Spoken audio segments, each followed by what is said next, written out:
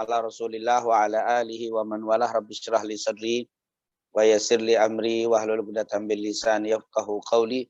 Subhanaka la ilma lana illa ma 'allamtana innaka antal alimul hakim. Amma ba'd. Segala puja dan puji kehadirat Allah. Salawat serta salam kepada junjungan kita Nabi Muhammad sallallahu alaihi wasallam, para keluarga, sahabat, tabi'in serta seluruh umat yang selalu beristiqamah mengikuti sunnah-sunnahnya hingga yaumul qiyamah. Alhamdulillah, di pagi hari ini kembali kita dapat bersilaturahim walau melalui Zoom, tapi insya Allah apa yang telah dijanjikan Rasulullah SAW bagi yang bersilaturahim dengan mendapatkan rizki yang berkah, umur yang berkah, Allah berikan semua kepada kita. Amin ya rabbal alamin. Pada kesempatan pagi hari ini kita membahas tentang tema hikmah Isra dan Mi'raj. Tentunya semua kejadian yang terjadi di dalam Islam, baik yang diceritakan di dalam Al-Quran dan hadis, itu memiliki hikmah yang sangat luar biasa. Oleh karena itu, apalagi di dalam peristiwa Isra dan Mi'raj ini. Karena peristiwa ini satu-satunya yang pernah terjadi kepada hamba-hamba Allah pilihan, yaitu hanya kepada Nabi Muhammad SAW. Tidak ada seorang Nabi pun yang pernah terjadi peristiwa Isra dan Mi'raj ini. Mungkin ada yang Mi'raj, yaitu yang diberangkatkan atau yang naik ke atas, ke langit, yang itu seperti Nabi Isa alaihissalam. Tetapi turunnya nanti, menjelang akhir kiamat, baru turun Nabi Isa.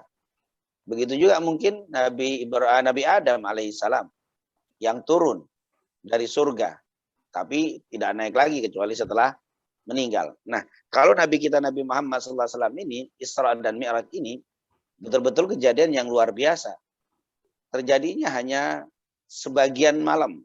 Dan perjalanannya itu luar biasa, bukan langsung ke langit, tetapi dari Mekah ke Palestina, kemudian baru ke langit pertama, kedua, sampai di satu tempat yang tidak pernah ada makhluk masuk ke tempat itu.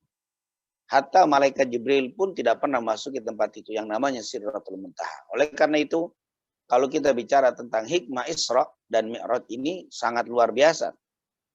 Yang tidak mungkinlah untuk bisa kita selesaikan atau kita bahas secara sempurna dalam satu pertemuan. Bahkan itu membutuhkan beberapa pertemuan. Tapi paling tidak, di pagi hari ini kita bicara sedikit tentang hikmah-hikmah Isra dan Mi'raj. Yang pertama, tentunya sebelum kita mengambil hikmah, kita sedikit bicara tentang Isra dan Mi'raj. Isra adalah perjalanan Rasul Shallallahu Alaihi Wasallam dari Mekah atau dari Masjidil Haram Mekah ke Masjidil Aqsa di Palestina. Dan perjalanan Isra ini diabadikan di dalam Al-Quran, surat Al-Isra ayat pertama, yang berbunyi Subhanalladzi asra bi abdihi lailam minal Masjidil Haram ilal Masjidil Aqsa alladzi barakna haulahu linuriyahu min ayatina innahu huwas samiul basir. Oleh karena itu, para ulama sepakat, siapa yang mengingkari atau tidak percaya, bahkan ragu dengan adanya peristiwa Isra, itu bisa merusak keimanannya. Kenapa? Karena dengan mengingkari peristiwa Isra, berarti dia mengingkari juga ayat Al-Quranul Karim. Kata Al-Imam Al-Qadhi Iyad dalam kitabnya Asy-Syifa, siapa yang mengingkari satu huruf saja, mengingkari satu huruf yang ada di dalam Al-Quran, itu bisa mengeluarkan seseorang dari agama Islam. Bagaimana kalau dia mengingkari satu kata, apalagi mengingkari satu ayat, di mana ayat itu adalah terdiri dari beberapa kata. Ya, ini menunjukkan bahwa orang yang ragu, apalagi sampai tidak percaya dengan peristiwa Isra, ini dapat mengurangi bahkan mengeluarkan dari keislamannya. Ini telah disepakati oleh seluruh ulama. Nah, yang kedua, Mi'raj. Mi'raj itu adalah perjalanan dari Palestina, Masjidil Aqsa, naik.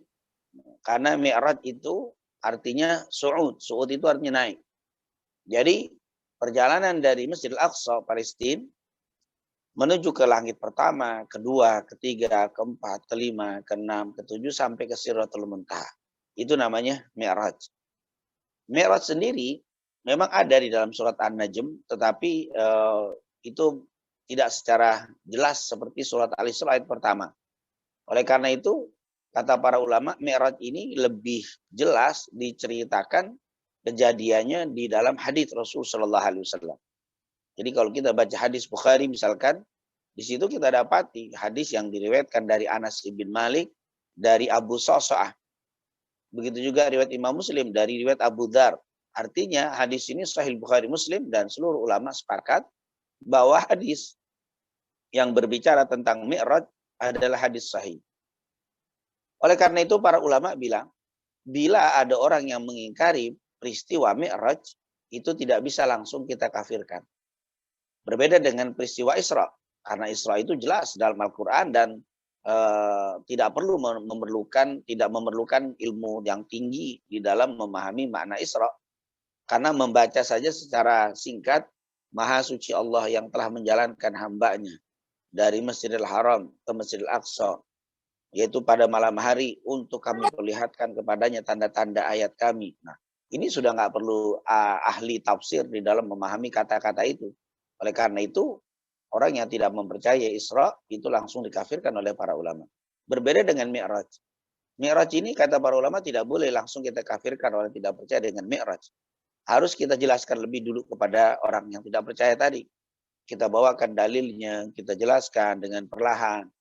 Terus berkali-kali. Kalau dia tidak juga memahami, tidak mau juga meyakini tentang Mi'raj, maka di sini khilaf di antara para ulama. Ada yang mengatakan orang ini kafir. Karena sudah dijelaskan dengan jelas, detail, sudah dijelaskan dengan berkali-kali, tapi tetap juga tidak beriman dengan Mi'raj, tidak percaya dengan Mi'raj, maka sebagian ulama mengatakan kafir. Tapi sebagian ulama lagi tidak mengatakan kafir, tapi mengatakan sesat. Artinya ada perbedaan antara kafir dan sesat tentunya. Artinya keyakinan dia itu salah. Keyakinan dia itu tidak betul. Tapi untuk mengkafirkan sebagian ulama tidak mengkafirkan. Tapi kalau menurut ahli sunnah bisa kafir juga ketika sudah dijelaskan sejelas-jelasnya, dibawakan dalilnya, juga tidak mempercayainya dengan berbagai macam alasan, ini sebagian ulama mengatakan kafir. Nah inilah peristiwa Isra dan Mi'raj. Tetapi sepakat seluruh ulama tidak boleh dikafirkan ketika mereka atau ada seseorang yang mengatakan saya percaya dengan Isra dan Mi'raj. Tetapi saya meyakini itu hanya terjadi dengan ruhnya saja. Nah yang seperti ini tidak boleh dikafirkan. Yang penting dia percaya adanya peristiwa Isra dan Mi'raj. Atau ada juga yang begini, ini dikatakan oleh ulama salaf, bahwa Rasulullah itu Isra dari Mekah ke Palestina itu dengan ruh dan jasad. Tapi ketika Mi'raj, Rasulullah hanya dengan ruhnya saja. Nah ini ada pendapat seperti ini, makanya tidak boleh kita kafirkan. Intinya dia itu percaya bahwa adanya peristiwa Isra dan Mi'raj. Tetapi tentunya pendapat yang terkuat berdasarkan ayat dan hadis yang ada, maka Nabi Muhammad itu Isra dan Mi'raj dengan ruh dan jasad. Ini tentunya masalah hukum mempercayai Isra dan Mi'raj. Kemudian yang kedua, latar belakang yang mendorong, yang menyebabkan terjadinya Isra dan Mi'raj, menurut para ulama ada beberapa kejadian besar yang terjadi sebelum terjadinya peristiwa Isra dan Mi'raj, yaitu diawali dengan meninggalnya paman beliau yang bernama Abu Talib. Abu Talib meninggal. Dan Abu Talib ini merupakan sosok tokoh masyarakat Mekah yang menjadi pelindung Nabi di dalam berdakwah. Dan bukan hanya itu, beliau ini adalah yang memelihara Rasul sallallahu alaihi wasallam sejak umur 8 tahun sampai menikah Rasulullah. Kemudian saat sudah menjadi Nabi, Abu Talib ini menjadi pendamping dan pengaman Rasulullah SAW dalam berdakwah. Dan beliau meninggal menyebabkan kesedihan yang luar biasa dari Nabi Muhammad SAW. Kemudian 14 hari kemudian, ada yang mengatakan 16 hari kemudian, wafat lagi orang yang sangat dicintai yang namanya Sayyidah Khadijah. Khadijah radhiyallahu anha, Khadijah binti Khuwailid, merupakan istri yang luar biasa dicintai oleh Nabi Muhammad SAW. Dan beliau juga menjadi pelindung dakwah Rasul di dalam rumahnya. Bahkan pendukung utama dakwah Rasul, terutama di awal-awal Islam. Khadijah adalah orang yang luar biasa. Bahkan Rasulullah ketika dapat wahyu pertama, Rasulullah SAW begitu gelisah, yang menenangkan adalah Khadijah. Dan meyakinkan bahwa apa yang mendatangi Rasul, yaitu malaikat Jibril itu bukan makhluk jahat. Lalu dibawalah ke Warakah, yaitu pamannya atau misannya. Intinya Sayyidah Khadijah punya peran sangat besar di kehidupan Nabi di awal-awal dakwah Rasul sallallahu alaihi wasallam. Dan meninggalnya Khadijah membuat Rasulullah SAW sangat sedih sekali. Lalu setelah meninggalnya Sayyidah Khadijah, Rasulullah SAW berusaha untuk berdakwah karena di Mekah sudah tertutup pintu dakwah. Karena orang kafir di Quraisy Mekah yang biasanya mereka segan untuk menyakiti Nabi karena ada Abu Talib, tapi ketika Abu Talib tidak ada, maka mereka semena-mena terhadap Rasulullah SAW. Akhirnya Rasulullah SAW berinisiatif untuk berdakwah di Taif. Tapi belum lagi berdakwah di Taif, baru masuk kota Taif, Rasulullah sudah dilempari batu, diusir, dicaci maki, dan akhirnya Rasulullah SAW tidak jadi masuk kota Taif. Bahkan di dalam sejarah sempat berdarah Rasulullah SAW karena lemparan batu orang-orang Taif. Ini tentunya menambah kesedihan Nabi Muhammad SAW. Nah, setelah itulah terjadi peristiwa Isra dan Mi'raj. Oleh karena itu, sebagian ulama ahli sejarah mengatakan ini Isra Mi'raj ini salah satu menghibur atau bagaimana Allah menghilangkan kesedihan Nabi Muhammad dengan wafatnya Abu Talib, dengan wafatnya Sayyidah Khadijah, dengan ditolaknya dakwah di Taif. Akhirnya Allah hibur Nabi Muhammad dengan diperjalankan lewat Isra dan Mi'raj. Dan tentunya disebutkan di dalam hadis yang sahih bahwa Rasulullah SAW sebelum diberangkatkan dibedah lebih dulu dadanya oleh dua malaikat, yaitu malaikat Jibril dan malaikat Mikail alaihi wassalam. Ini malaikat ini membedah dada Rasulullah SAW. Tentunya bukan untuk membersihkan kotoran yang ada di dalam hati Rasul, tetapi menambahkan kesucian di atas kesucian. Setelah itu baru Rasulullah mengadakan perjalanan yang luar biasa ini. Tentunya kalau kita bicara tentang perjalanan Rasulullah SAW, ini sangat panjang ya, karena memang yang pertama di dalam cerita ini diceritakan di dalam surat Al-Isra ayat pertama, yang kedua diceritakan di dalam Bukhari dengan hadis dengan penjelasannya sangat panjang sekali. Bahkan kalau kita buka Sahih Bukhari, salah satu hadis yang terpanjang yang ada di kitab Bukhari itu adalah hadis yang berbicara tentang Isra dan Mi'rajnya Nabi kita Nabi Muhammad SAW. Oleh karena itu, di kesempatan pagi ini tidak mungkin kita bacakan semua apa yang bercerita tentang Isra dan Mi'raj. Tapi kita singkat saja, kita ngambil kutipan-kutipan saja. Mungkin nanti kita buka sesi yang kedua untuk buka pertanyaan, mungkin lebih mengena ketika kita buka pertanyaan dari perjalanan Isra ini. Yang pertama, Allah Subhanahu wa taala berfirman, perjalanan ini dikatakan subhanalladzi asra bi 'abdihi lailan minal masjidil haram ilal masjidil aqsa alladzi barakna haulahu linuriyahu min ayatina innahu was-sami'ul basir. Maha suci Allah yang telah menjalankan hambanya di waktu malam atau di sebagian malam dari Masjidil Haram Mekah ke Masjidil Aqsa di Palestina, yang telah kami berikan keberkahan di sekitarnya untuk kami perlihatkan kepadanya tanda-tanda kekuasaan kami. Sesungguhnya Allah Subhanahu wa taala Maha mendengar lagi Maha melihat. Tentunya dari kisah ini ditambah dengan kisah yang disebutkan oleh Abu Sa'sa'ah di dalam Sahih Bukhari dan Muslim, maka dapat kita katakan bahwa di sini yang pertama Allah yang menjalankan Nabi Muhammad. Karena di situ di kalimat subhanalladzi asra, maha suci Allah yang telah menjalankan. Jadi Nabi bukan berjalan sendiri. Nabi itu melakukan perjalanan bukan dengan inisiatif atau secara manusia dia berjalan, tetapi di sini Allah yang menjalankannya. Tentunya ketika kita mengetahui Allah yang menjalankan, maka sudah tidak perlu lagi kita menggunakan logika akal kita. Kenapa? Karena kalau sudah Allah yang menghendaki, maka perjalanan alam ini, baik udara dan sebagainya, tempat itu sudah tunduk dengan apa yang diinginkan oleh Allah Subhanahu wa taala. Makanya diawali dengan subhana maha suci Allah yang telah menjalankan. Maka kalau sudah Allah yang menghendaki, jarak tempuh yang jauh pun bukan satu masalah lagi. Sebenarnya kan perjalanan itu jauh kan karena kita yang berjalan. Udara yang sekian, melewati atmosfer dan sebagainya itu karena kita yang berjalan. Tapi ketika Allah sudah yang menjalankan, maka idza arada syai'an ayyakula lahu kun fayakun. Maka tidak ada sesuatu yang mustahil lagi, sesuatu tidak ada lagi yang harus mengikuti perjalanan atau sunnatullah yang disebut dengan alam ini karena sudah Allah kehendaki. Jadi intinya Allah yang menjalankan Nabi Muhammad SAW. Perjalanan ini dilakukan di waktu malam. Kenapa dilakukan di waktu malam? Kata para ulama, hikmahnya karena memang di waktu malam itulah tempat-tempat kemuliaan. Karena kejadian-kejadian besar yang Allah turunkan kepada para kekasihnya, baik para nabi dan lainnya, itu kejadiannya di waktu malam. Banyak sekali malam-malam istimewa. Yaitu seperti yaitu hadis-hadis yang menyebutkan banyak tentang malam nisfu Sya'ban. Ada juga namanya malam Lailatul Qadar. Artinya malam itu merupakan tempat waktu yang sangat luar biasa. Bahkan di dalam Al-Quran, wa minal laili fatahajjat bihi nafilatan lak asa ayyab'atsaka rabbuka maqaman mahmuda. Siapa yang ingin mendapatkan kemuliaan, yaitu hendaklah dia gunakan waktu malamnya untuk ibadah. Maka Allah akan bangkitkan dengan maqaman mahmuda, di tempat yang terpuji.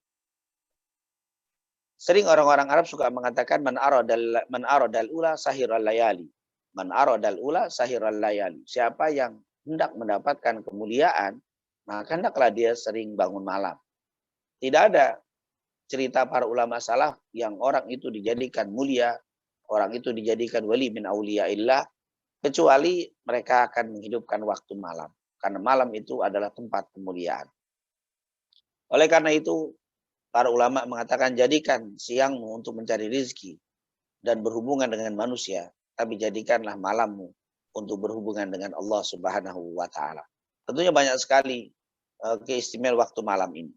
Bahkan ulama salaf seperti Abdullah bin Mubarak dan yang lainnya, wallahi kata mereka, kalau seandainya tidak ada munajat di waktu malam, aku sudah tidak berkeinginan untuk panjang umur. Yang membuat aku ingin diberikan panjang umur adalah bisa qiyamul lail, bisa bermunajat kepada Allah di tengah malam. Nah, ini intinya kenapa perjalanan Isra dan Mi'raj itu di waktu malam, karena malam itu adalah waktu yang sangat mulia. Kemudian ada juga yang mengatakan perjalanan di waktu malam, karena memang kalau orang berjalan di waktu malam itu lebih cepat. Rasanya lebih cepat. Dengan jarak tempuh yang sama, kalau dilakukan di waktu malam itu, ka'annal arda tutwa. Seakan-akan bumi itu berlipat di waktu malam. Itu kata para ulama. Intinya, perjalanan ini terjadi di waktu malam. Subhanalladzi asra bi abdihi lailan. Kemudian yang selanjutnya, kalimat Al-Isra ayat pertama ini dikatakan, Maha Suci Allah yang telah menjalankan hambanya. Nah, kalimat hamba ini menunjukkan bahwa Rasulullah diperjalankan dengan ruh dan jasad. Tadi Rasulullah diperjalankan dengan ruh dan jasad dengan kalimat bi'abdihi. Lailan di waktu malam minal masjidil haram ilal masjidil aqsa. Dari masjid haram dan ke masjidil aqsa. Kenapa dari masjid ke masjid? Nah ini tentunya kenapa juga tidak di Masjidil Madinah atau Nabawi. Nah, yang pertama tentunya Masjidil Aqsa ini masjid yang ada setelah Masjidil Haram Mekah. Jadi Masjid Nabawi belum ada. Kenapa? Karena memang kejadian Isra ini kan terjadi menurut Abdul Ghani bin Surur Al-Maqdisi dan juga menurut Al-Imam Nawawi, Isra Mi'raj ini terjadi pada hari Senin tanggal 27 Rajab tahun ke-11 kenabian. Jadi tahun ke-11 kenabian. Jadi Rasulullah belum hijrah ke Madinah. Jadi masih di Mekah.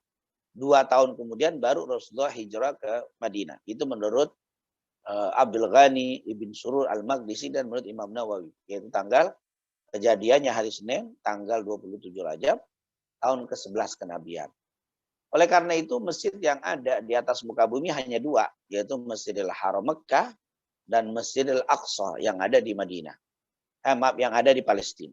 Yaitu Masjidil Aqsa di Palestina. Dan yang membangun Masjidil Haram Mekah dan Nabi Ibrahim dan Ismail alaihi wassalam. Sementara Masjidil Aqsa di Palestina dibangun oleh Nabi Daud dan Nabi Sulaiman alaihi wassalam. jarak pembangunan antara Masjidil Haram Mekah dengan Masjidil Aqsa. Jadi setelah Masjidil Aqsa, setelah Masjidil Haram dibangun, selesai, kemudian 40 tahun kemudian, di dalam riwayat 40 tahun kemudian dibangunlah Masjidil Aqsa. Dinamakan Masjidil Aqsa karena masjid itu yang paling jauh letaknya dari Masjidil Haram Mekah. Karena kan masjid hanya dua, yang paling jauh itu saat itu jaraknya jauh. Nah, kalau bahasa kitanya Aqsa itu yang di ujung, yang di pojokan. Nah, sering kita baca ayat Yasin misalkan wajah arojulun min aqsal Madinah. Nah, ini Aqsa itu yang paling ujung, yang paling jauh. Jadi memang jarak yang terjauh saat itu adalah dari Masjidil Haram Mekah ke Masjidil Aqsa, jaraknya sangat jauh.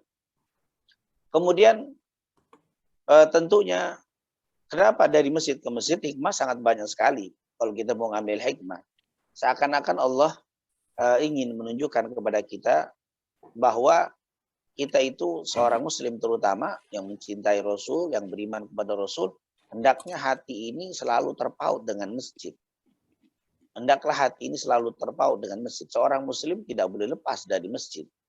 Oleh karena itu bisa saja Allah berangkatkan Nabi Muhammad misalkan dari rumahnya di Mekah, kemudian ke mana nih? Ke Palestina, tapi nggak disebutkan masjid. Misalkan di rumah Nabi Musa atau di rumah atau tapi disebutkan minal masjidil haram ilal masjidil aqsa. Dari masjid ke masjid. Nah, ini menunjukkan sekali lagi memberikan motivasi kepada kita sebagai seorang muslim tidak boleh jauh dari masjid. Seakan-akan Allah memberikan pelajaran kepada kita, siapa yang mau mendapatkan kemuliaan maka tidak boleh jauh dari masjid. Hiduplah kita sebagai seorang muslim, muslimah itu hatinya terpaut dengan masjid. Oleh karena itu di dalam hadis riwayat Abu Dzar dalam Sahih Muslim, Rasulullah pernah bersabda, sab'atun yudhilluhumullahu yauma la dhilla illa dhillu. Ada 7 golongan di mana nanti akan mendapatkan naungan di hari yang tidak ada naungan kecuali naungan Allah Subhanahu wa taala. Salah satunya adalah warajulun qalbuhu mu'allaqun bil masajid, dan seseorang yang hatinya terpaut dengan masjid. Ini merupakan pelajaran untuk hikmah yang sangat besar. Bahkan di dalam Al-Qur'an juga innama ya'muru masajidallah man amana billah wal yaumil akhir dan seterusnya. Bahwa hanya orang-orang yang berimanlah yang suka memakmurkan masjid. Hanya orang-orang yang berimanlah yang hatinya selalu terpaut dengan masjid. Jadi masjid tidak boleh jauh dari kehidupan kita bila kita ingin menginginkan kemuliaan dari Allah Subhanahu wa taala. Itulah kenapa dari Masjidil Haram ilal Masjidil Aqsa. Dan tentunya kalau kita bicara tentang masjid sangat banyak sekali yang memakmurkan, apalagi yang membangun. Man bana masjidan lillah banallahu qasran fil jannah. Dalam hadis riwayat Utsman bin Affan dalam Sahih Muslim, siapa yang membangun rumah, yaitu membangun rumah Allah, artinya membangun masjid. Man bana lillah masjidan, siapa yang membangun karena Allah satu masjid. Bahkan dalam riwayat walaupun hanya sebesar sangkar burung, artinya sangat kecil. Banallahu lahu qasran, Allah akan bangunkan baginya istana di dalam surga. Nah, ini merupakan keistimewaan masjid sangat banyak. Dan Allah memperjalankan dari Masjidil Haram ke Masjidil Aqsa, dari masjid ke masjid. Kemudian tentunya ketika cerita diperjalankan ini nanti kita baca di dalam Sahih Bukhari Muslim itu Nabi Muhammad tidak terbang. Tapi di dalam hadis tersebut dijelaskan fa'utiya bi al-buraq. Lalu Allah bawakan, malaikat Jibril membawakan aku buraq. Lalu Nabi Muhammad SAW naik buraq. Berarti perjalanan dari Mekah ke Palestina, yaitu dari Masjidil Haram Mekah ke Masjidil Aqsa, ini adalah melalui lewat buraq. Jadi mengendarai buraq. Dan sesampainya di Masjidil Aqsa, nah, tentunya ini pendetailan ada di dalam hadis, tidak di dalam Al-Quran. Al-Quran hanya menyebutkan garis besarnya saja. Sampai di Masjidil Aqsa, Rasulullah SAW mengikat untanya, dan beliau bertanya di mana ikatan yang digunakan untuk mengikat onta-onta atau kendaraan para nabi. Dia nanya sama malaikat Jibril, dulu para nabi dan rasul kalau datang ke sini mengikat ontanya atau hewan kendaraannya di mana? Rasulullah nanya. Lalu diberitahukan oleh malaikat Jibril di situ, maka nabi pun mengikatnya di tempat. Artinya Nabi Muhammad SAW itu selalu ingin berhubungan dengan para nabi-nabi sebelumnya. Walaupun tentunya berhubungan dengan perbuatan dan apa yang dilakukan mereka akan diikuti. Begitu juga kita hikmahnya tentunya hendaklah kita selalu berhubungan dengan orang-orang soleh, dengan para nabi. Apa yang kita lakukan hendaklah mengikuti orang-orang soleh. Biar kita ada alaqah bainana wa bainahum. Biar kita itu ada hubungan dengan mereka. Jadi jangan putus. Makanya disebut dengan apa? Nahnu qaumun muttabi'. Kami ini adalah kaum yang mengikuti. Jadi kita ikuti apa yang dilakukan oleh para ulama. Kemudian Nabi Muhammad SAW diceritakan dalam hadis sahih, Rasulullah SAW masuk ke Masjidil Aqsa, kemudian sholat 2 rakaat. Tentunya di sini menunjukkan bahwa sebelum Isra dan Mi'raj sudah ada sholat. Karena itu kan sebelum perjalanan ke Sidratul Muntaha, tapi Nabi mendirikan sholat sampai di Masjidil Aqsa. Nah, di sini jelas bahwa sholat itu memang sudah ada sebelum adanya Nabi Muhammad SAW. Sholat itu sudah ada dari zaman terdahulu. Bahkan Nabi Ibrahim pernah berdoa, Rabbi ja'alni muqimas shalah wa min dzurriyyati. Ya Allah, jadikanlah aku orang yang mendirikan sholat. Berarti sholat itu sebenarnya sudah ada. Begitu juga Nabi Daud atau di masa Nabi Daud, yaitu seorang ahli hikmah yang namanya Luqman Al-Hakim, pernah memberikan nasihat kepada anaknya, ya bunayya aqimis shalah. Wahai anakku, dirikanlah sholat. Ini adalah menunjukkan bahwa sholat itu sudah ada. Bahkan Nabi Musa nanti ketika bertemu dengan Nabi Muhammad, ditanya di langit ke-6. Wahai Nabi Muhammad, apa yang kau dapat dari Allah? Aku dapat perintah dan umat untuk mendirikan sholat 5 waktu. Sholat dengan 50 waktu. Nabi Musa langsung berkata, mintalah keringanan kepada Allah. Karena umatmu tidak akan mampu. Umatku yang besar-besar tidak mampu mendirikan sholat seperti itu. Apalagi umat. Artinya Nabi Musa tidak bertanya apa itu sholat. Nah, karena memang sholat itu sudah ada sebelum adanya Nabi Muhammad SAW. Hanya saja bedanya, kata para ulama ahli fikih berdasarkan riwayat Aisyah juga, bahwa sholat sebelum datangnya Isra itu hanya 2 rakaat. Dikerjakan di waktu 2. Siang 2 rakaat, malam 2 rakaat. Kemudian tentunya bacaannya berbeda, tasbih, tahmid, takbir. Ruku sujudnya ada seperti ruku sujud kita. Hanya saja waktunya, waktunya berbeda. Hanya 2, siang 1, 2 rakaat, malam 2 rakaat. Hanya 2 waktu. Tata caranya, rakaatnya hanya 2. Oleh karena itu Aisyah bilang, diwajibkan kepada kalian untuk mendirikan sholat, yaitu 5 waktu, dan menjadi 2-2 ketika kalian dalam keadaan safar. Nah, intinya sholat itu sudah ada. Hanya saja sholat 5 waktu itu setelah Isra dan Mi'raj. Sholat 5 waktu itu setelah Isra dan Mi'raj. Tapi sebelum Isra dan Mi'raj, sholat itu hanya 2-2. Lalu setelah itu selesai, Rasulullah SAW sebelum berangkat ke Sidratul Muntaha, Malaikat Jibril menyodorkan minuman. Yaitu berupa 1 khamr, minuman keras, yang satu lagi susu. Kemudian Rasulullah mengambil susu, kata Malaikat Jibril, akhadtal fitrah. Engkau telah mengambil sesuai dengan fitrahnya manusia.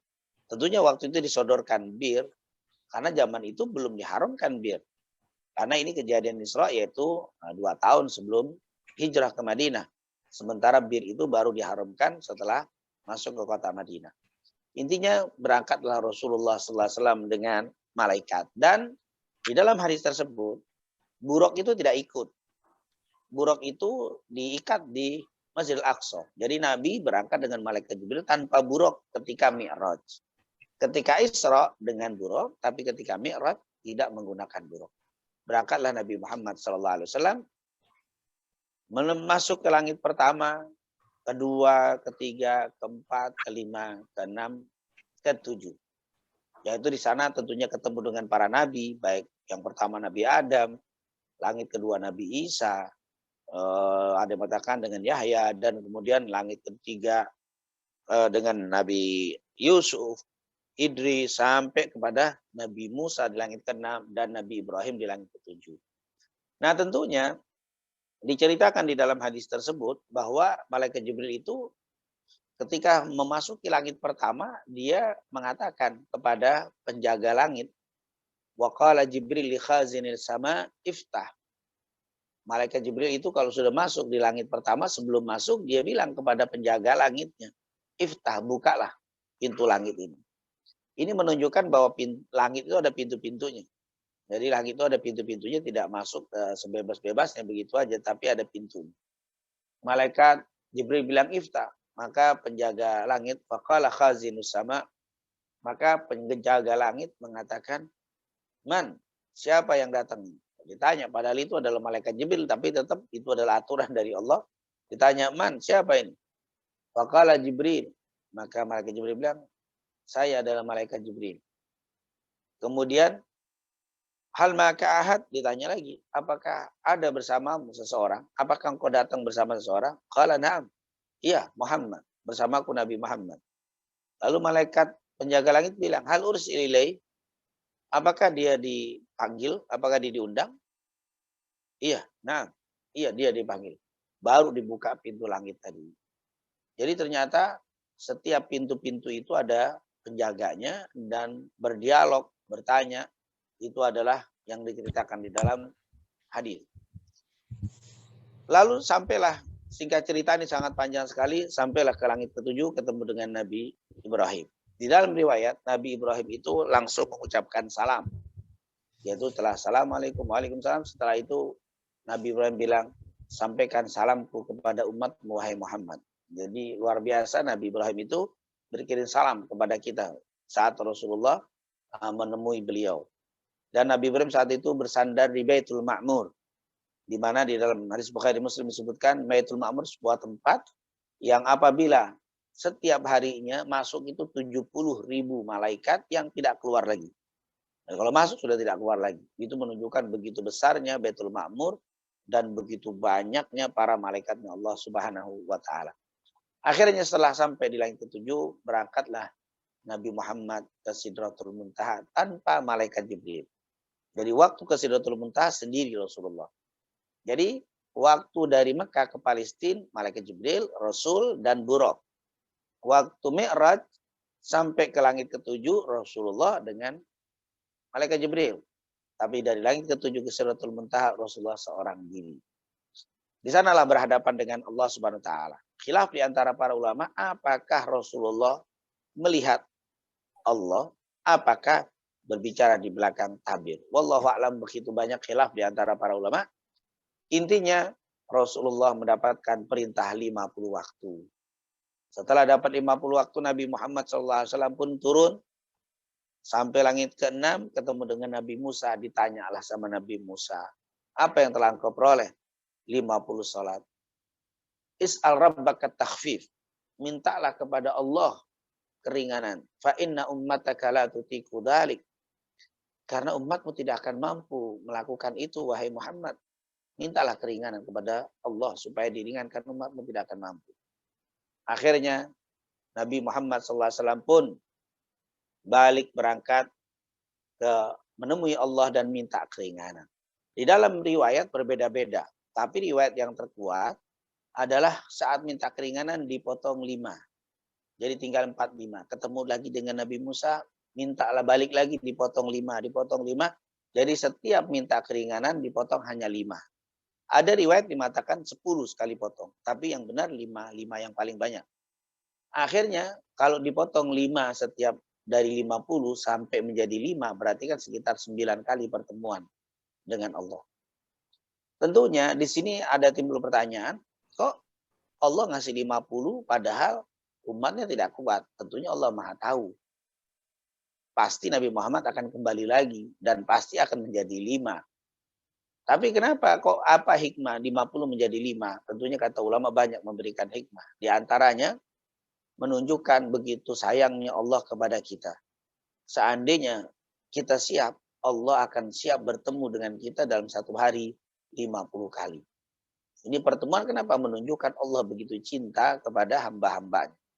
Allah siap berdialog, siap berhadapan, siap menghadapi, bertemu dengan hambanya satu hari 50 kali. Tapi kita yang tidak sanggup.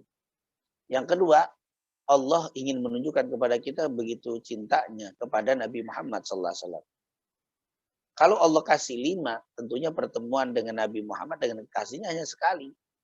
Tapi dibikin 50 lalu berubah menjadi 5 dengan setiap potongan 5 berarti Allah menemui Nabi Muhammad atau maaf Nabi Muhammad menemui Allah sampai 9 kali. Ini sebuah kemuliaan untuk Rasulullah sebagai tanda sayangnya Allah kepada Nabi kita Nabi Muhammad SAW. Jadi Rasulullah bukan sekali ketemu. Memang perjalanannya sekali selama Mi'raj, tapi bertemu dengan Allah itu sampai 9 kali. Ini sebuah kemuliaan yang luar biasa dari Allah untuk Nabi kita Nabi Muhammad SAW. Tentunya ini hikmahnya Allah ingin menunjukkan kepada kita begitu besarnya cintanya Allah, begitu mulianya Rasulullah di hadapan Allah Subhanahu wa taala. Kemudian hikmah yang selanjutnya 50 menjadi 5 untuk menunjukkan begitu cintanya Rasulullah kepada umatnya.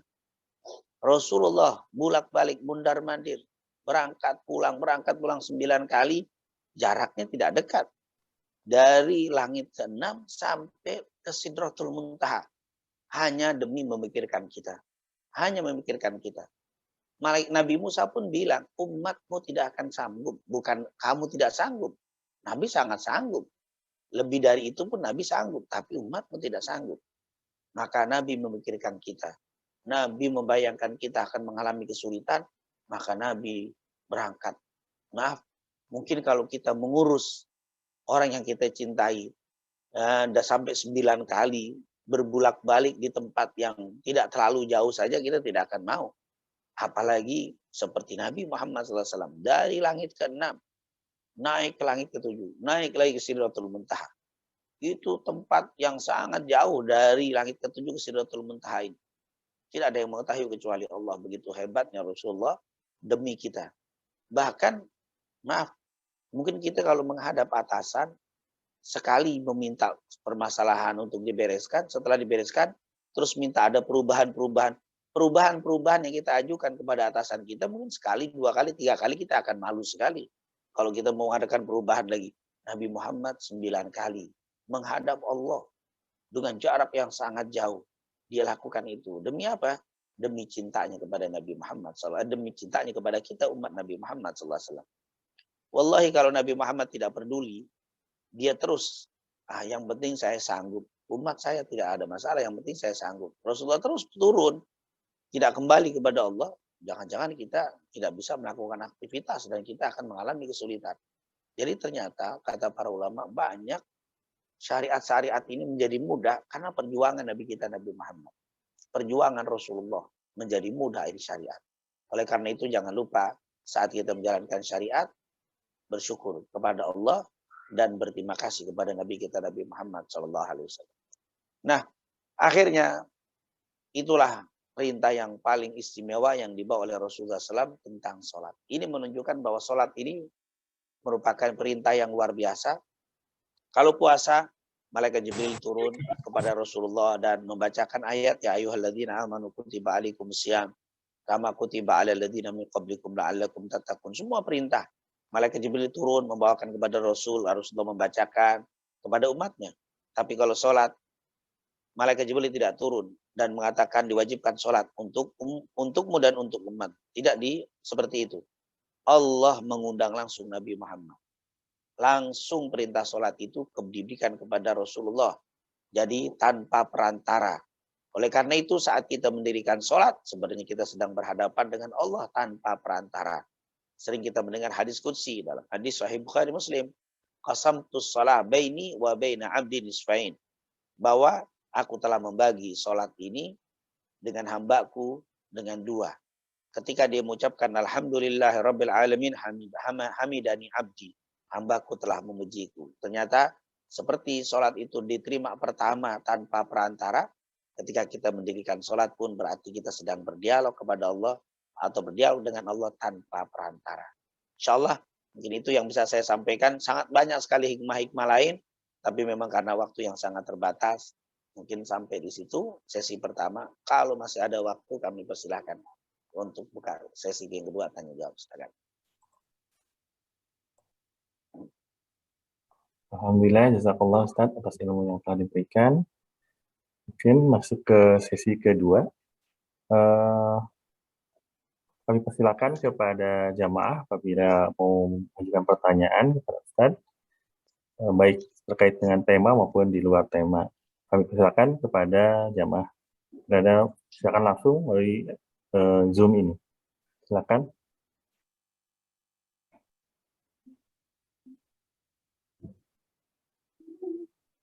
Apabila tidak ada, mungkin dari saya aja, Ustaz. Ya, betul, silakan. Ya, mungkin saya mau ada pertanyaan tuh terkait dengan hikmah yang mungkin lebih penjelasan hikmah kenapa tidak langsung Mi'raj ke Sidratul Muntaha dari Masjidil Haram. Kenapa harus ke Masjidil Aqsa terlebih dahulu? Itu Ustaz, mungkin hikmahnya apa, Ustaz, ya? Iya, Apakah itu? sebenarnya para ulama tadi bahwa untuk memberikan pelajaran kepada kita untuk menjadikan hati kita ini selalu terpaut dengan masjid. Yang kedua, kata para ulama bahwa Rasulullah SAW di dalam Mi'raj ini semua rata-rata itu mengingatkan untuk tidak melupakan apa yang dilakukan oleh pendahulunya. Seperti ketika bertemu juga dengan Nabi Adam, Nabi Isa, Nabi Yusuf, ketemu dengan para nabi. Itu adalah satu pelajaran juga bahwa supaya Rasulullah tidak melupakan pendahulunya. Dan juga apa yang dilakukan oleh pendahulunya. Karya-karya yang dilakukan oleh pendahulunya. Begitu juga kita. Nabi Muhammad dilewatkan dulu ke Masjidil Aqsa. Di situ adalah hasil karya pendahulu-pendahulu para nabi-nabi yang sebelumnya. Untuk menunjukkan bahwa para nabi dan rasul itu adalah satu kesatuan yang tidak boleh dipisah. Dan tidak boleh kita membeda-bedakan. Amanar rasulu bima unzila ilaihim rabbihim mu'minun kullun amana billahi wa malaikatihi wa rasul sampai la nufarriqu baina ahadin min rusuli. Nah, itu tentunya kata para ulama untuk menunjukkan ada alagohnya Rasulullah dengan para nabi-nabi yang lain. Tidak dilepas. Jadi kalau kita mengimani Rasulullah berarti harus mengimani. Kalau kita mencintai Rasulullah harus mencintai juga semua para nabi. Dan ini ditunjukkan. Dan pelajaran untuk Rasul bahwa beliau itu bukan yang pertama. Beliau itu bukan yang pertama dan tidak berdiri sendiri. Beliau itu ada kaitannya dengan para nabi-nabi yang lain. Jadi itu dikatakan untuk mengingat para nabi sebelumnya bahwa Rasulullah itu ada pendahulunya dan mereka, dan ini kata para ulama menguatkan bahwa kalau kita misalkan mengerjakan suatu pekerjaan di kantor tapi sebelumnya belum pernah ada pekerjaan itu yang melakukan, itu terasa berat. Tapi ketika kita melakukan itu, sebelum saya juga banyak loh yang melakukan ini, nah itu menjadi sesuatu yang ringan. Jadi memang Allah ingin menunjukkan kepada Nabi bahwa andai kamu itu ya Rasul bukan orang yang pertama. Sebelum kamu juga banyak para nabi yang melakukan itu. Kamu itu harus tidak boleh lepas dari orang-orang pendahulumu, dari para nabi-nabi sebelumnya. Kamu juga melihat ini loh hasil daripada pendahulumu, yaitu Masjidil Haram Mekah, Masjidil Aqsa. Karena yang bisa terlihat di zaman itu adalah apa yang dilakukan para nabi dari masjid-masjidnya. Nah, ini menunjukkan sekali lagi biar ada hubungan antara Rasulullah dengan para nabi-nabi yang lain. Sama ketika membahas ketika Rasulullah bertemu dengan Nabi Adam dan seterusnya di langit itu supaya menunjukkan bahwa dia itu ada hubungan dengan para nabi sebelumnya. Nah, pelajaran untuk kita bahwa kita tidak boleh melupakan apa yang dilakukan oleh pendahulu-pendahulu kita. Karya-karya yang hebat yang mereka lakukan tidak boleh kita lepas. Makanya selalu kita bilang nahnu qaumun muttabi, kami ini mengikuti apa yang telah dilakukan oleh orang-orang sebelumnya, yaitu dari orang-orang yang saleh. Wallahu a'lam. Jazakallah, Ustaz. Mungkin ada tambahan lagi, Ustaz, pertanyaan. Silakan. Ada 2 pertanyaan, Ustaz. 3 mungkin, Ustaz. Ya. Dari Pak Slamet Riyadi. Pertanyaannya, setelah Rasulullah menyampaikan peristiwa Isra Mi'raj, maka ketika itu keimanan para sahabat betul-betul diuji, tetap beriman atau ingkar. Sebaliknya mungkin peristiwa Isra Mi'raj menjadi jalan orang kafir menjadi beriman atau menjadi jalan hidayah. Pertanyaannya, faktor apa yang menyebabkan para sahabat yang beriman makin beriman? Dan mungkin pertanyaan selanjutnya adalah apakah ada orang kafir yang beriman karena peristiwa Isra Mi'raj? Itu yang pertanyaan pertama, Ustaz. Sekalian aja, Ustaz. Ya, silakan. Satu. Pertanyaan kedua dari Ahmad Swaidi. Apa sikap kita terhadap Muslim yang meragukan Isra Mi'raj? bahkan menganggapnya hanya dongengan atau hayalan. Terus yang ketiga, Ustaz, Assalamualaikum dari Pak Anwar. Assalamualaikum Ustaz, adakah amalan khusus untuk menghadapi peristiwa Isra Mi'raj ini? Oh, satu lagi Ustaz, ada 4 Ustaz. Ya, silakan. Dari Ibu Istianti, ya Habibana izin bertanya, apa hikmah 8 Rasul yang ditemui Rasulullah SAW saat Mi'raj? Itu aja Ustaz, pertanyaan. Silakan Ustaz. Ya, yang pertama berkaitan dengan apa sih unsur-unsur sahabat itu yang bisa menambah dia iman, ya kan? Dan adakah orang kafir yang masuk Islam setelah mendengar Isra dan Mi'raj? Nah, tentunya yang menyebabkan para sahabat tambah beriman dengan Isra itu bisa kita ambil dari perkataan Abu Bakar As-Siddiq radhiyallahu anhu. Waktu selesai Isra Mi'raj pagi, Rasulullah SAW itu di pagi hari didatangi oleh Abu Lahab, ada yang mengatakan Abu Jahal. Ada yang bilang intinya tokoh masyarakat dari kafir Quraisy Mekah datang ke Rasul. Kata Abu Lahab, "Ya Muhammad, hal min jadid?" Hai Muhammad, apakah ada yang baru yang kau dapatkan? Nah, makanya sebenarnya Abu Lahab ini ingin mengejek Rasul, ingin menghina Rasul, ingin merendahkan Rasul. Ada berita baru enggak katanya? Maka Rasulullah ada, kata Rasulullah. Apa itu? Semalam saya diisra dan mi'rajkan oleh Allah. Dan kembali sebelum subuh. Itu langsung tertawa si Abu Lahab. Tapi dia bilang, "Hai Muhammad, aku akan kumpulkan orang-orang Mekah. Dan hendaklah engkau cerita seperti yang kau ceritakan kepadaku saat ini." Kata Rasulullah, "Siap, saya akan ceritakan." Akhirnya Abu Lahab pun mengumpulkan beberapa orang kafir Quraisy Mekah. Untuk apa? Untuk menghinakan Rasulullah SAW. Setelah mereka berkumpul, langsung Abu Lahab berdiri. "Ya Muhammad, akhbirhum kama akhbarani." Muhammad, hadithhum. Beritakan. Ucapkan kepada mereka sebagaimana engkau ucapkan kepada kami.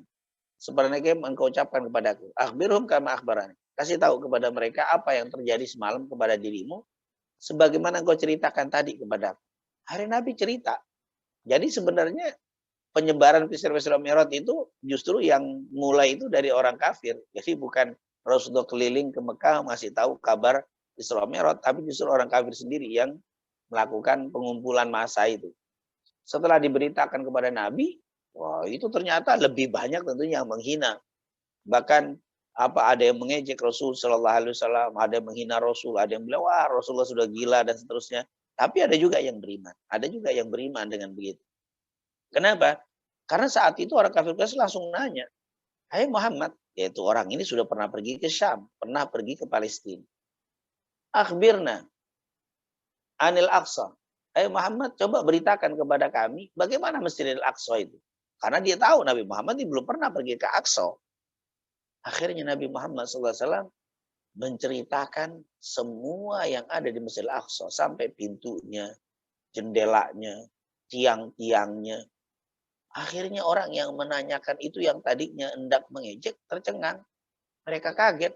Benar-benar apa yang diucapkan Nabi itu, ini seakan-akan Nabi Muhammad tinggal di Aqsa. Kok bisa tahu semuanya? Nah, ini tentunya yang pertama dikatakan di dalam riwayat, di depan Nabi tiba-tiba seperti ada gambar besar tentang Masjid Al-Aqsa yang dia bisa lihat dan dia ceritakan bagaimana tentang Masjid Al-Aqsa. Dalam riwayat yang lain, enggak. Nabi Muhammad itu ternyata memang beliau itu kalau masuk atau melihat sesuatu itu, penglihatan Nabi itu bukan penglihatan kosong ya. Artinya kalau dia melihat sesuatu, dia perhatikan terus dia ingat itu apa yang dia lihat. Ini luar biasa kan, kita kadang-kadang ketika masuk ke satu tempat, wow hebat begitu aja, tapi perhatian satu persatu tidak. Tapi Nabi Muhammad itu kalau sudah masuk, dilihat dengan tadabbur, lihat dengan teliti. Akhirnya dia bisa menceritakan seperti persis apa adanya Masjidil Aqsa. Akhirnya orang-orang ini pun tercengang, dia kaget. Dia bilang, ini aneh. Nah ini di sini mulai justru ada juga yang mulai goyang dan menjadi orang beriman. Bahkan nggak sampai di situ. Nabi bilang, sungguh tadi malam waktu saya kembali ke kota Mekah, saya lihat ada beberapa kafilah Mekah yang sedang menuju ke Mekah dari Syam, dari Palestina. Mungkin dalam hitungan 2 hari akan sampai Gabilah ini. Ya, sehari 3 atau 4 hari lagi akan sampai Gabilah itu. Disebutkan kafilah, kafilah dagang. Rasulullah melihat mereka lagi menuju ke Mekah. Akhirnya betul. 2 hari ditunggu betul. Apa yang disebutkan Nabi, kafilah itu datang.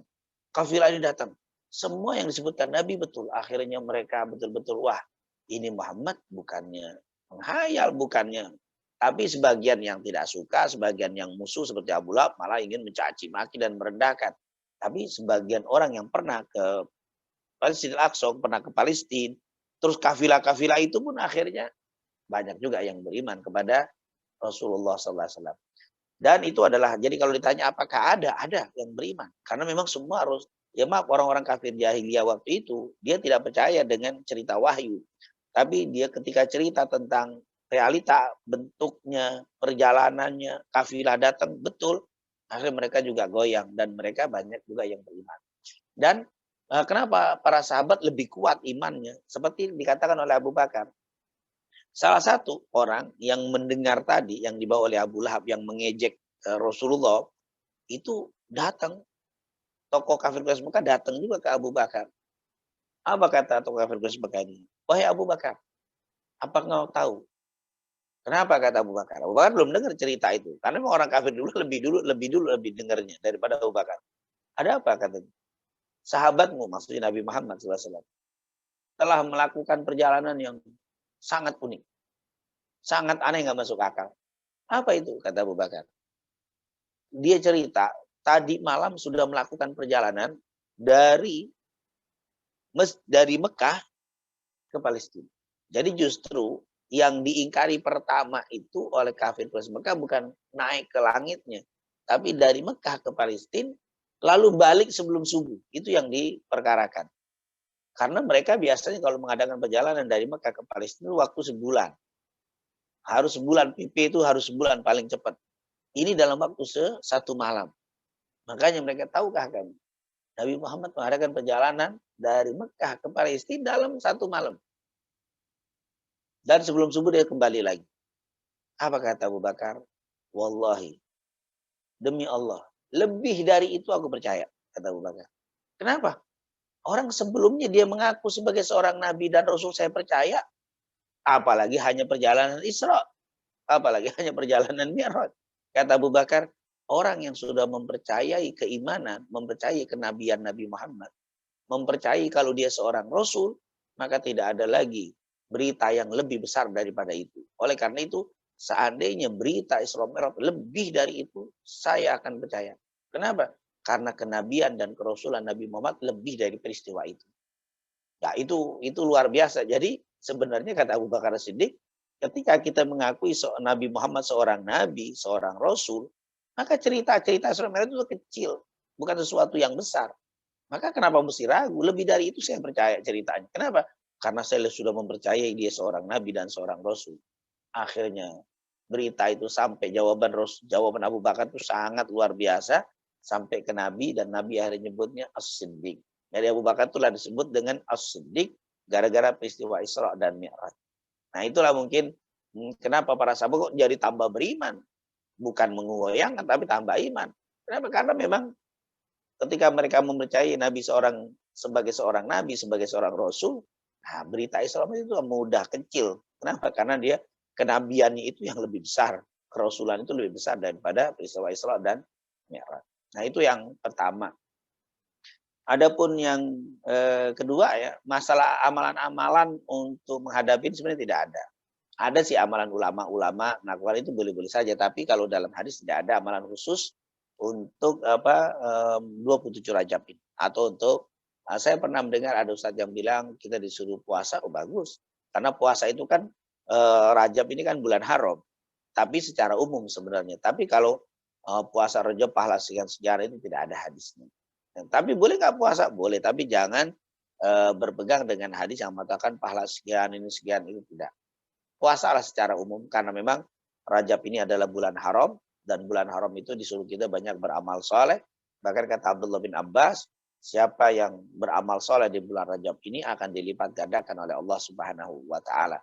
Di dalam hadis yang diriwayatkan Abu Mujibah Al-Bahili, Sum minal hurum batruk, sum minal hurum batruk, sum minal hurum batruk. Berpuasa di bulan-bulan haram. Kalau tidak bisa, ya tinggalkan. Tapi kalau bisa, bagus. Itu adalah menunjukkan tidak ada amal secara khusus. Yang ada adalah silakan banyak beramal soleh yang bagus-bagus, yang amal soleh. Kata Abdullah bin Abbas, akan dilibatkan pahalanya. Akan dilipat gandakan pahalanya. Tentunya Abdullah bin Abbas berpendapat seperti ini berpegang dengan surat Taubah ayat 36 ya.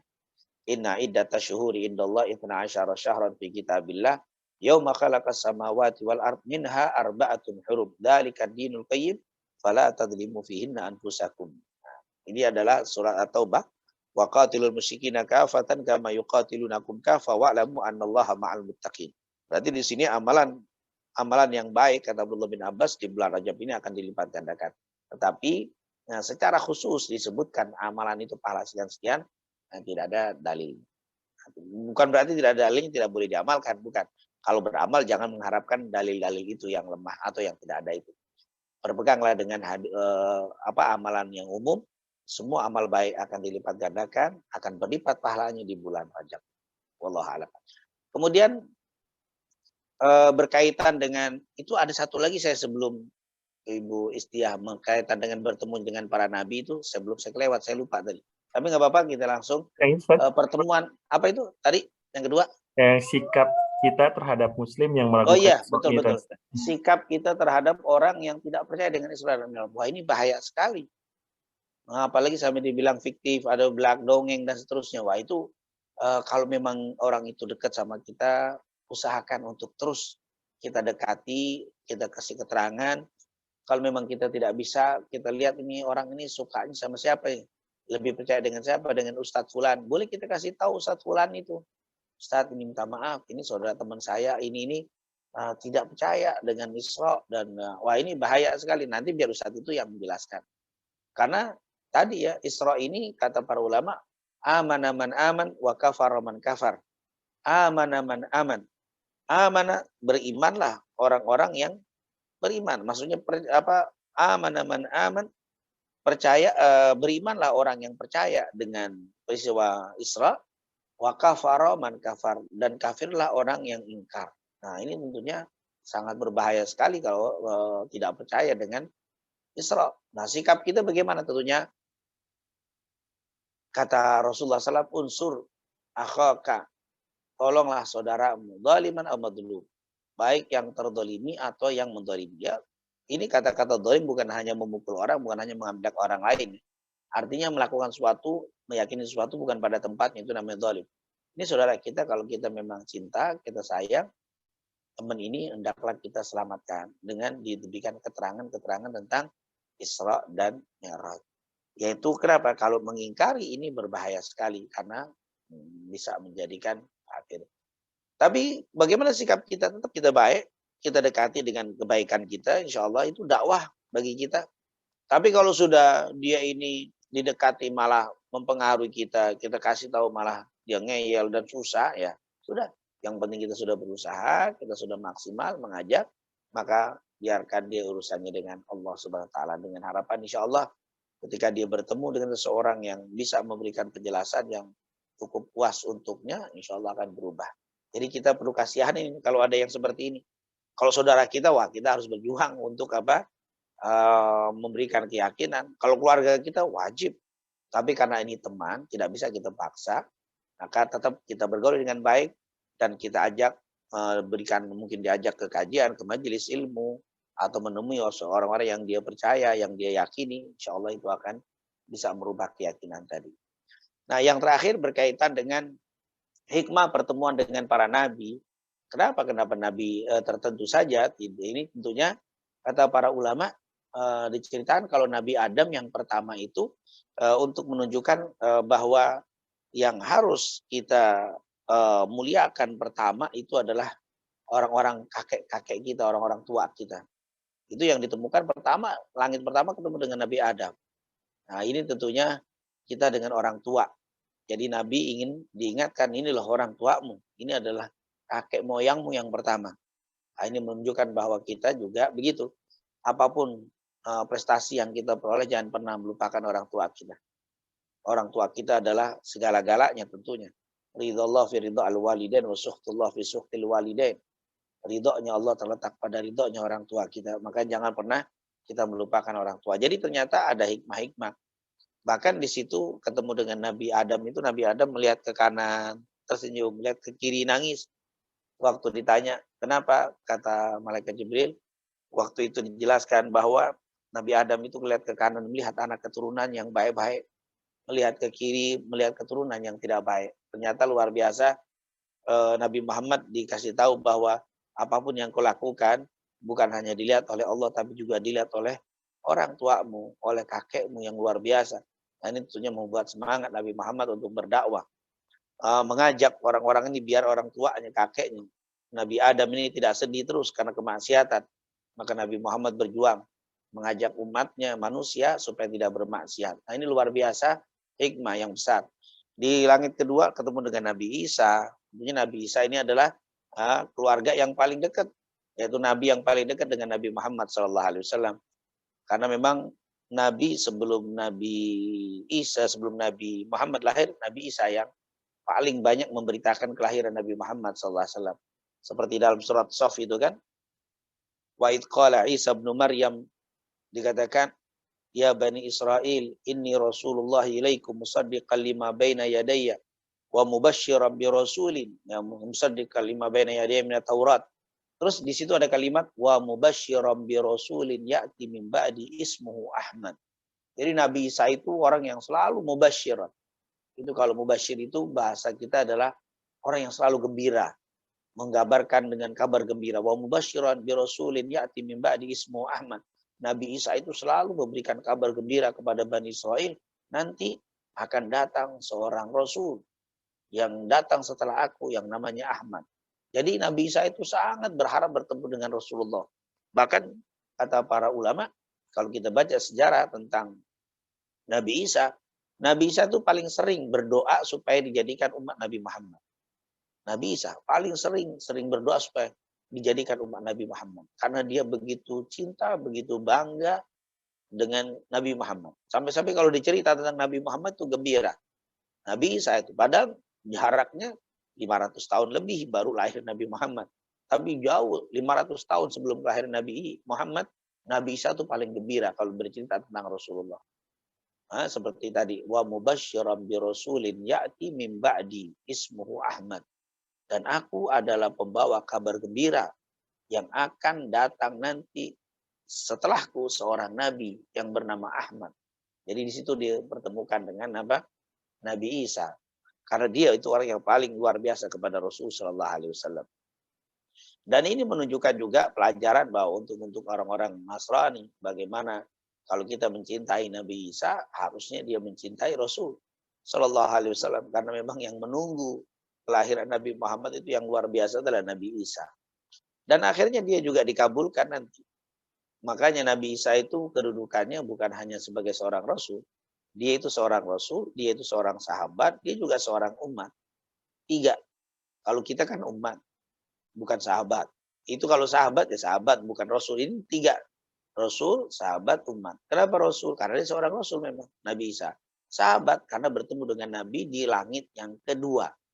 Dan ketemu dalam keadaan hidup. Kan sahabat itu kan man laqiyan Nabi sallallahu alaihi wasallam wa huwa mu'minun wa mata ala Islam. Sahabat itu adalah orang yang bertemu dengan Nabi dalam keadaan beriman dan mati dalam keadaan iman. Berarti Nabi Isa adalah sahabat dan dia itu adalah umat. Karena nanti turun di akhir zaman Nabi Isa sholat bersama kita, bersama umat Nabi Muhammad dengan sholat 5 waktu. Yaitu sholat seperti sholatnya umat Nabi Muhammad yang lainnya. Nah ini tentunya hikmah-hikmah sangat banyak. Sebenarnya kalau kita ambil satu persatu sangat banyak sekali. Ketemu dengan Nabi Yahya. Karena memang Nabi Isa dengan Nabi Yahya itu ya saudara dia dan satu masa itu dengan Nabi Yahya. Kemudian nanti langit ketiga dengan Nabi Yusuf. Dilihat kegantengan Nabi Yusuf sampai Nabi Muhammad laqad utiya Yusuf syatrul hasan.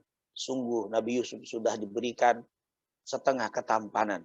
Syatrul husun, yaitu setengah ketampanan diberikan kepada Nabi Yusuf. Begitu kagumnya Nabi Muhammad kepada Nabi Yusuf, ketemu dengan bagaimana Rasulullah SAW melihat Nabi Yusuf. Dan kenapa dipertemukan itu? Ya nanti kalau kita lihat lagi kata ulama, nanti kita di surga kata Nabi badannya seperti Nabi Adam yang diutumi pertama. Badannya besar, lihat Rasulullah melihat Nabi Adam.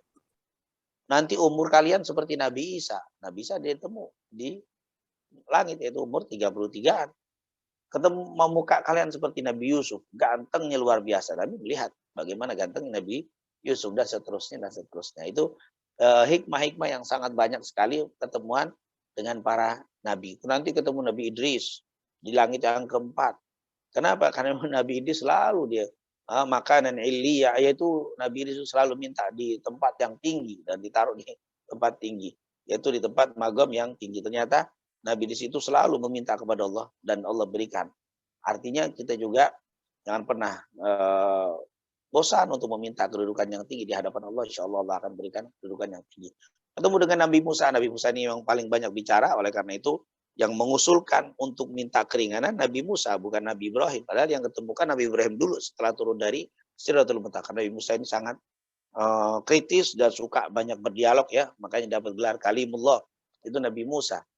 Dan Nabi Musa itu yang sangat-sangat berusaha untuk memberikan, melihat umat itu susah, akhirnya dia tidak mau kesusahan itu turun juga kepada Nabi Muhammad. Makanya dia mengusulkan minta keringanan, umatmu tidak akan mampu, umatku lebih besar.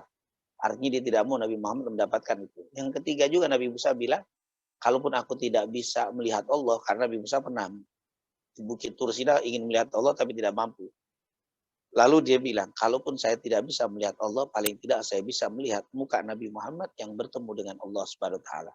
Makanya tuba man ra'ahu aman ra'a man ra'ahu. Beruntunglah orang yang melihat Allah atau yang tidak melihat Allah tapi melihat Allah. Arti kata Nabi Musa, seandainya aku memang tidak bisa melihat Allah, paling tidak aku bisa melihat orang yang melihat Allah. Nah, artinya banyak sekali hikmah-hikmah dari para pertemuan Nabi dengan Nabi Muhammad, dengan para nabi yang lain. Begitu juga dengan Nabi Ibrahim alaihissalam yang bersandar, dan Nabi Ibrahim ini adalah bapaknya para nabi dan para rasul, makanya diletakkan di langit ke-7 dia. Langit ke-7, langit yang terakhir, berada di Baitul Ma'mur sedang bersandar. Dan Nabi Ibrahim ini adalah karena ditaruh yang paling tinggi karena di langit itu, karena memang dia bapaknya para nabi. Bapaknya para nabi itu Nabi Ibrahim, Abul Anbiya dia bilang. Itu kalau Nabi Adam adalah Abul Bashar, yaitu bapaknya manusia. Nah, ini tentunya hikmah-hikmah lain sangat banyak sekali, tapi karena memang waktu sangat terbatas, saya tidak bisa menjelaskan lebih banyak. Insya Allah lain waktu kita bisa lebih detailkan pembahasan pertemuan-pertemuan dengan para nabi. Wallahu a'lam bishawab.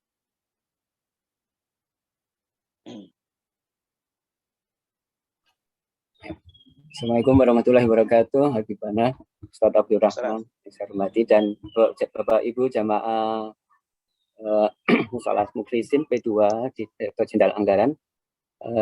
Jazakumullah khairan katsira atas ilmu dan hikmahnya dari Ustaz Abdurrahman. Bapak Ibu jamaah sekalian sudah hadir bersama kita Bapak Robidoni SDJA. Barangkali ini pertemuan Pak Robidoni berkenan hadir, dan untuk yang kali pertama mohon Bapak berkenan menyampaikan pesan-pesan dan pengarahan kepada barangkali jamaah. Kami perlu sampaikan juga bahwa jamaah pengajian Selasa pagi Direktur Jenderal Anggaran ini tidak hanya dari para pegawai di Direktorat Jenderal Anggaran di lintas direktorat saja, tapi juga diikuti oleh teman-teman dari eselon 1 lainnya Pak, di sekitar Wahidin, dari Sekjen, dari DJPK dan lainnya. Karena yang sebelum pandemi ini dulu ada di Musola P2, tapi karena FWS dan kehadiran yang sangat minim, akhirnya pengajian ini dialihkan ke dalam daring ya, supaya kegiatan pintar tetap bisa disampaikan. Waktu dan layar kami persilahkan Bapak Robito. Baik, terima kasih Pak Mas Lutfi. Bismillahirrahmanirrahim. Assalamualaikum warahmatullahi wabarakatuh. Waalaikumsalam warahmatullahi wabarakatuh. Alhamdulillah, Allah Subhanahu wa taala. Alhamdulillah. Pak Ustadz Abdurrahman Asgab, terima kasih waktunya dan sharingnya pada pagi hari ini ke jajaran DJA dan juga Kemenkyu. Alhamdulillah saya juga kebetulan baru bisa bergabung, dan tadi agak lupa Pak jadwal ternyata mulai jadi pagi ya. Sehingga ini mungkin nanti jadi catatan buat saya pribadi, dan saya terus terang sangat senang gitu ya forum seperti ini diselenggarakan secara rutin gitu ya, dan tema-tema yang terus menyesuaikan kondisi aktual yang sekarang kita hadapi. Dan tentu bagi kami pribadi dan seluruh jajaran, Pak, memang kita harus menyiapkan forum-forum seperti ini untuk mencerahkan kembali, Pak, mengulang kembali dan juga menemukan hikmah-hikmah, Pak ya, penyampaian hikmah-hikmah yang tentu akan jadi pelajaran dan juga memperkuat keimanan, dan juga bagaimana memastikan agar kita terus berupaya berbuat yang terbaik, Pak, selama kita hidup, selama kita bekerja gitu, Pak ya, agar semuanya bisa bernilai ibadah dan terus memperbaiki kinerja, memperbaiki semangat, menjaga semangat untuk bekerja dengan baik, dan ada keseimbangan. Jadi tidak hanya kita baik dalam pekerjaan, tapi juga bagaimana kita luminallah, luminannasnya itu tetap terus kita upayakan balance gitu ya. Sehingga di tengah kesibukan kita, Pak, alhamdulillah teman-teman, saya lihat tadi yang hadir juga cukup banyak, hampir 111 atau 115 tadi, Pak. Alhamdulillah, dan kami berharap Pak Lutfi ya, Pak Yudi, nanti ke depan kita teruskan dan mungkin dipromosikan lebih intens gitu, sehingga nanti banyak rekan-rekan kita yang mungkin belum bergabung dan berkesempatan agar nanti bisa bergabung. Untuk Pak Ustadz, sekali lagi terima kasih Pak Ustadz. Pencerahan pagi hari ini memang terkait dengan tema kita Isra Mi'raj ini luar biasa menurut saya pribadi, dan juga teman-teman sangat bermanfaat apa yang disampaikan. Dan keimanan Pak Ustadz ya, kadang naik turun. Jadi forum-forum seperti ini mengasah kembali yang mungkin hati kita atau pikiran kita selama ini mungkin ketutup, Pak. Mungkin ketutup hijabnya karena tadi kepulan kita dunianya ini yang mungkin sehingga membuat kita agak malas gitu, Pak. Salah satu hikmahnya tadi kalau nggak salah Pak Ustadz, salah satunya kita harus dekat ya, cinta dengan masjid, Pak. Nah itu kadang kita masih, saya pribadi itu agak naik turun gitu ya, kadang berat untuk melangkah ke masjid gitu ya. Jadi itu mungkin beberapa dialami juga oleh teman-teman, sehingga forum seperti ini sekali lagi akan membuka kembali pikiran dan wawasan kita untuk memperdalam keilmuan kita terkait dengan agama, dan juga sekaligus membina mental kita, agama kita untuk lebih sempurna lagi kita dalam beribadah. Mungkin demikian Pak Ustadz dan teman-teman semuanya. Saya lagi terima kasih. Ada salah dan kurangnya mohon maaf Pak Ustadz, karena sekali lagi ini kita tidak kekurangan ya cara untuk mendapatkan ilmu dari Pak Ustadz dan juga nanti dengan guru-guru kita yang lain ya. Jadi terus aktivitas online seperti ini bisa dikembangkan agar kita di masa pandemi seperti ini yang ada keterbatasan untuk berkumpul secara fisik, kita tetap bisa menimba ilmu yang baik dan ilmu yang banyak dari guru-guru kita. Demikian Pak Ustadz, terima kasih. Mohon maaf. Assalamualaikum warahmatullahi wabarakatuh. Assalamualaikum. Terima kasih Pak Robitoni. Jadi perhatian dan catatan kami selanjutnya. Pesan-pesannya. Ustadz Abdurrahman mohon memimpin doa untuk pagi hari ini di bulan yang baik. Semoga apa yang kita pelajari ini mendapatkan keberkahan dan keridhaan dari Allah Subhanahu wa taala, dan semoga dengan keberkahan apa yang kita lakukan di pagi hari ini Allah kabulkan semua hajat-hajat kita, Allah mudahkan segala urusan kita, Allah ampuni segala dosa dan kekurangan kita semuanya. Amin ya rabbal alamin. Rabbana taqabbal minna innaka antas samiul alim wa tub alaina innaka antat tawwabur rahim. Allahumma inna nas'aluka ilman nafi'an wa rizqan thayyiban wa amalan salihan maqbula. Rabbana atina fid dunya hasanah fil akhirati hasanah wa qina adzabannar. Wa sallallahu ala sayyidina Muhammadin wa ala alihi washabihi wasallam. Walhamdulillahi rabbil alamin. Itu yang bisa saya sampaikan, lebih kurangnya saya mohon maaf semuanya. Assalamualaikum warahmatullahi wabarakatuh. Waalaikumsalam. Waalaikumsalam warahmatullahi wabarakatuh. Terima kasih Pak Ustadz. Terima kasih Pak Ustadz. Kalau Ustaz, Terima kasih Pak terima Lutfi. kasih kepada seluruh jamaah, Pak Ses, Pak Pak Lutfi. Baik, saya tutup dan sebelumnya saya ucapkan subhanakallahumma wa bihamdika asyhadu an la ilaha illa anta astaghfiruka wa atubu ilaik.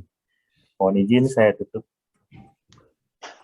Terima kasih Mas Sidi. Assalamualaikum warahmatullahi wabarakatuh. Terima kasih, Pak Ses.